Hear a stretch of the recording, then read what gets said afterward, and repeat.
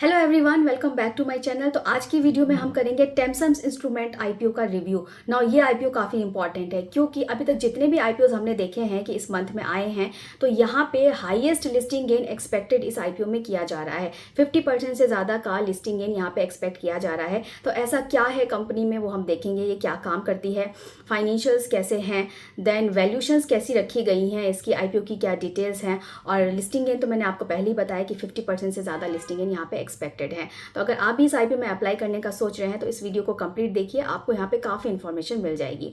तो सबसे पहले हम कंपनी की बिजनेस मॉडल की बात करते हैं। टेम्सन इंस्ट्रूमेंट एक thermal engineering and specialised cable manufacturing company है। सिंपल वर्ड्स में समझाती हूँ तो ये कंपनी ऐसे प्रोडक्ट्स बनाती है जो इंडस्ट्रीज में टेम्परेचर को मेजर करने के लिए, कंट्रोल करने के लिए और हीटिंग करने के लिए काम में लाए जाते हैं।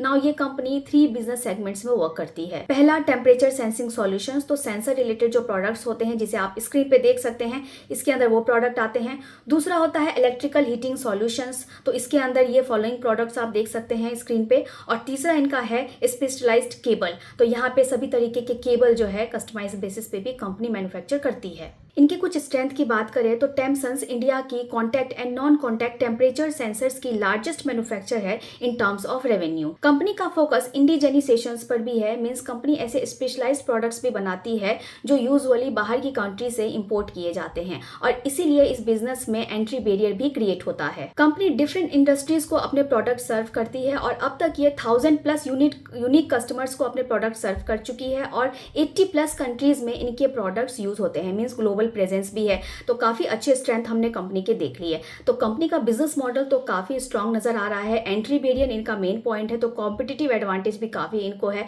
लेकिन फाइनेंशियली कंपनी कैसा कर रही है वो भी देख लेते हैं। कंपनी के फाइनेंशियल्स में आप इनके असेट को ध्यान से देखेंगे तो असेट में लास्ट ईयर में कंसिस्टेंट ग्रोथ है।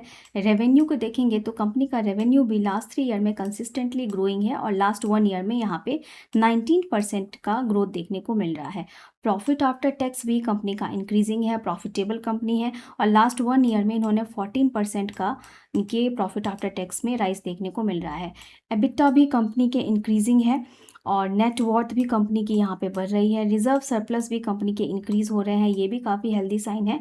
और टोटल बोरोइंग्स भी कंपनी के पास थोड़ी बहुत बोरोइंग्स भी हैं, लेकिन रिजर्व के रिस्पेक्ट में इनकी बोरोइंग्स काफ़ी कम है, तो ये कोई कंसर्न की चीज़ नहीं है। थोड़ी बहुत बोरिंग्स लेकिन कंपनी के पास हैं, और लास्ट ईयर से वो थोड़ी इंक्रीज भी हुई हैं।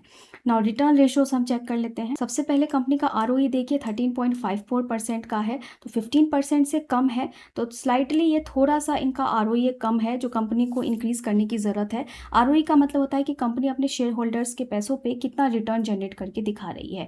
तो इम्प्रूविंग हम इनको बोल सकते हैं, लेकिन फिलहाल इनका आरओई जो है वो अभी 15% से एवव नहीं है, तो थोड़ा सा कम है। आरओसी कंपनी का हेल्दी है, 21.61% का है। डेप्ट इक्विटी कंपनी का काफ़ी अच्छा है। तो मैंने आपको पहले ही बताया था कि डेप्ट है, लेकिन रिजर्व के रेशो में काफ़ी कम है, तो ये कोई कंसर्न की बात नहीं है। कंपनी के पास ऑलमोस्ट ना के बराबर डेट है। रिटर्न ऑन नेटवर्थ कंपनी के 13.55% है, तो ये भी ठीक है।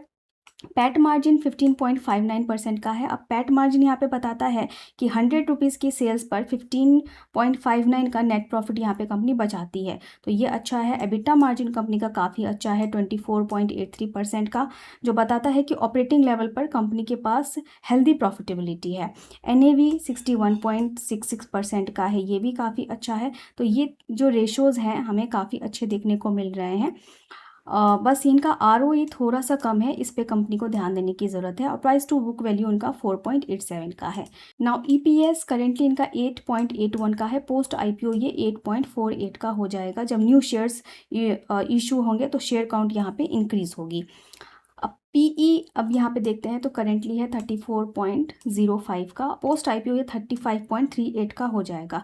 अब पीई रेशियो एक्चुअली हमें बताता है कि इन्वेस्टर्स कंपनी के 1 रुपीज़ के एनुअल अर्निंग के लिए यहाँ पे 35.38 पे कर रही है, तो ये इसका एक्सप्लेनेशन होता है। अब इसको अगर हम इसके पेयर से कंपेयर करें कि कैसे वैल्यूशंस पे कंपनी आईपीओ लेके आई है, तो हम फेयरली इसको हम जस्टिफाई नहीं कर सकते हैं, क्योंकि जो कंपनी का काम है वो थर्मल इंजीनियरिंग में भी है, केबल्स में भी है। तो अगर केबल इंडस्ट्री से हम इसको कंपेयर करें तो यहाँ पे देखिए केबल इंडस्ट्रीज़ में जो ये सब कंपनीज़ हैं उनका पी आप देखिए 48.21, 55.61। यहाँ पे आप सभी देखिए सिर्फ हमें यहाँ पे फिनोलेक्स का 25.41 का दिख रहा है, जबकि हमने इस कंपनी का टेम्पसन्स का देखा है 35.38 का।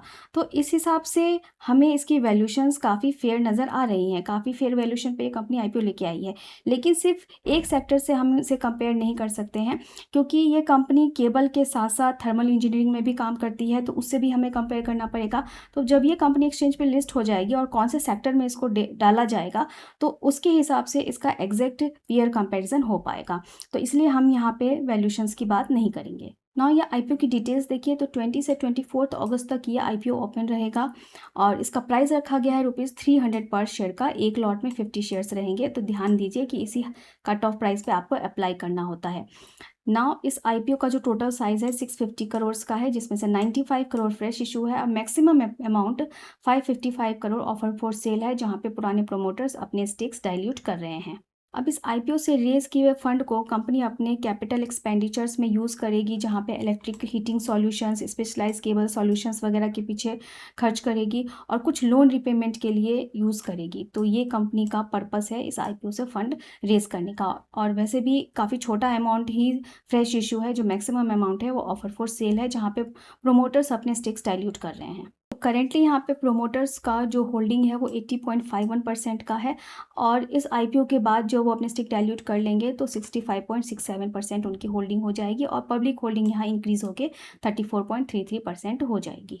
अब इस आईपीओ को हम कंक्लूड करें तो कंपनी का बिजनेस मॉडल तो हमें काफ़ी स्ट्रांग दिख रहा है, फाइनेंशियल्स भी कंपनी के अच्छे हैं, इंप्रूविंग हैं।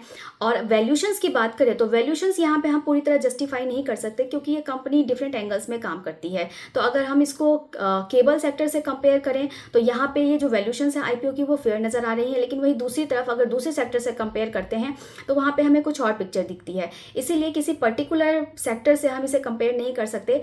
एक्चुअली जब ये कंपनी एक्सचेंज पे लिस्ट होगी तो फिर देखा जाएगा कि इसको कौन से सेक्टर में डाला जाता है, क्योंकि एक तरफ ये इलेक्ट्रिकल्स में भी काम करती है, केबल्स के भी काम करती है, टेम्परेचर कंट्रोल वगैरह का भी काम करती है। ग्रे मार्केट में इसका प्राइस चल रहा है 172 का, जिसके बेसिस पे यहाँ 57% तक की लिस्टिंग गेन एक्सपेक्टेड है। तो काफी आउटस्टैंडिंग बम्पर लिस्टिंग गेन यहाँ पे एक्सपेक्टेड है। एक लॉट पे 8 to 9,000 तक का बेनिफिट मिल सकता है। अब इतना अच्छा लिस्टिंग गेन जब यहाँ पे मिल रहा है तो आई डोंट थिंक कि सेकंड थॉट की जरूरत है। बेसिकली हम आईपीओ में अप्लाई ही करते हैं लिस्टिंग गेन के लिए। तो आप ज़्यादा से ज़्यादा डीमैट अकाउंट से इस आईपीओ में अप्लाई करें ताकि आपको अलॉटमेंट के चांसेस मिल जाएं।